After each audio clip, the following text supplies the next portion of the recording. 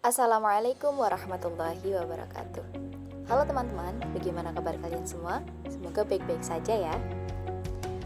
Tidak pernah ada bayangan untuk menjalani kuliah secara daring atau dalam jaringan. Bahkan aku yakin hampir semua orang memimpikan untuk kuliah di tempat yang bagus, fasilitasnya banyak, kemudian dapat digunakan secara gratis, dan beberapa juga ingin menjalani kehidupan baru di lingkungan yang baru juga. Tapi bagaimana kondisinya saat ini?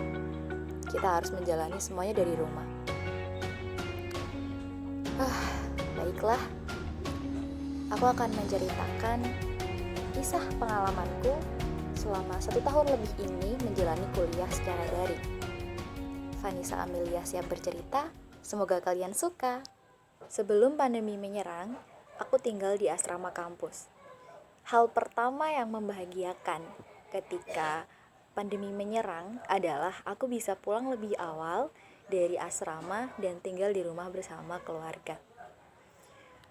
Aku juga tidak ada masalah ketika pada awal-awal pandemi dulu tidak diperbolehkan kemana-mana, karena memang sejak dulu aku terbiasa di rumah saja, atau kalau kata anak zaman sekarang, anak rumahan. Tapi ada hal berat juga yang aku rasakan, yakni ketika banyaknya tugas yang diberikan oleh para dosen.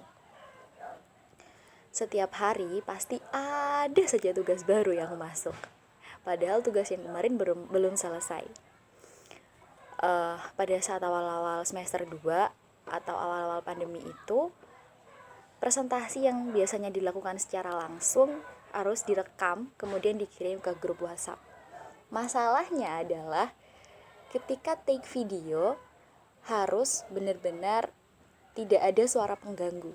Kemudian juga sebisa mungkin tidak ada salah ucap kata.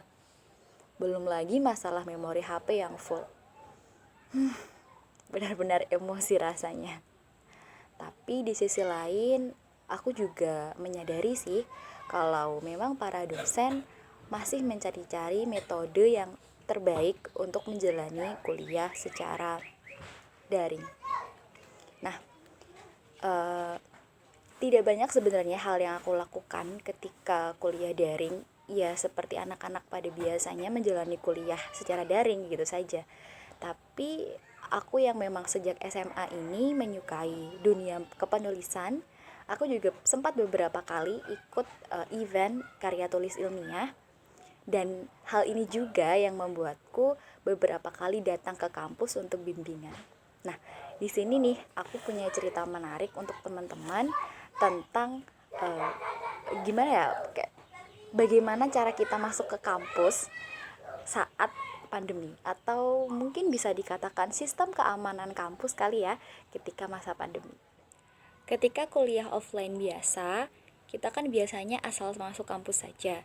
Dan kemudian ketika kita keluar kampus, baru deh kita disuruh atau diharuskan untuk menunjukkan STNK bagi yang membawa kendaraan bermotor. Nah, ini berbeda dengan ketika pandemi atau ketika COVID-19 ini menyerang. Ketika kita datang ke kampus, hal pertama yang dilakukan oleh Satpam adalah menanyai apa tujuan atau keperluan kita dan kemudian mengecek suhu badan kita. Setelah itu, kita juga ditanyai akan menemui dosen siapa dan dari fakultas mana. Tidak cukup sampai di situ nih teman-teman, karena mungkin tidak semua satpam itu hafal semua dosen yang ada di kampus. Jadi kita juga diharuskan untuk menunjukkan bukti chat kalau kita akan bertemu dengan dosen itu pada waktu itu atau pada hari itu begitu. Biasanya setelah ini, maksudnya setelah proses ini diperbolehkan masuk. Tetapi ada juga yang masih belum boleh masuk, dan ketika hal ini biasanya satpam akan mengirimkan pesan lewat walkie-talkie kepada seseorang. Aku sendiri juga tidak tahu seseorang itu siapa, tetapi mungkin beliau adalah kepala keamanan kampus begitu ya. Nah, kemudian si satpam ini menanyakan nih, mahasiswa ini boleh masuk atau tidak begitu. Kalau misalnya boleh, nah kita disuruh untuk menulis nama, NIM, jurusan, keperluan kita apa, kemudian dosen yang bertanggung jawab siapa, beserta nomor handphonenya, begitu. Baru setelah itu kita boleh masuk. Nah, belum lagi ketika kita datang pada siang hari, otomatis kita pasti terkena panas dari matahari itu kan, dan suhu badan kita tuh terkadang juga ikut naik begitu. Dan ketika suhu badan kita mencapai 37 derajat Celcius, itu kita tidak diperbolehkan masuk. Kalau misalnya kita sedang tidak sakit, kita akan disuruh menunggu di pos satpam sampai suhu badan kita itu turun. Setelah itu baru deh kita boleh bisa masuk. Hal lain yang tidak boleh dilupakan adalah tetap pakai masker, kemudian mencuci tangan, memakai hand sanitizer, dan tidak boleh terlalu lama di kampus gitu. Hal ini sangat berbeda ya teman-teman dari kuliah offline biasanya gitu. Tapi ini juga sebagai salah satu bentuk ketaatan kampus kita pada peraturan yang diberikan oleh pemerintah. Oke, mungkin dari teman-teman menjadi penasaran, ingin membuktikan kebenaran dari ceritaku, boleh langsung datang ke kampus. Jadi teman-teman, ternyata kuliah daring ini juga mewarnai dunia kita ya secara tidak langsung. Kita bisa merasakan sisi dunia yang bahkan kita tidak pernah membayangkan sisi itu seperti apa. Aku sendiri juga merasakan dampak baik buruk dari adanya kuliah daring ini. Meskipun mungkin lebih berat dari kuliah luring atau offline, tetapi aku juga menyadari bahwa aku belajar banyak hal yang mungkin tidak pernah aku dapatkan ketika menjalani kuliah secara luring. There are a lot of things that we can learn and do during the online class.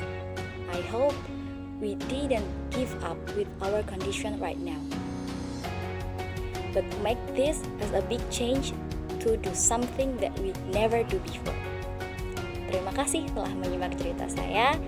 Semoga kita cepat bertemu, semoga pandemi ini cepat berlalu. Mohon maaf jika ada salah kata. Wassalamualaikum warahmatullahi wabarakatuh. See you in the next occasion.